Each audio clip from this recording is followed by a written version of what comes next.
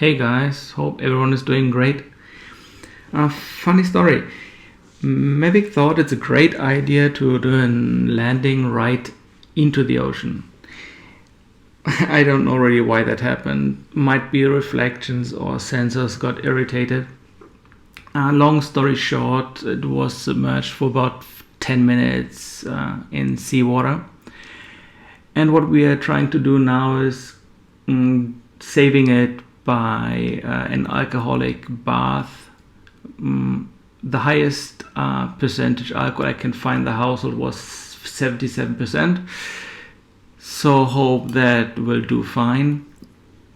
We will put it in there for about half an hour, 15 minutes to half an hour, and then dry it out for 24 hours.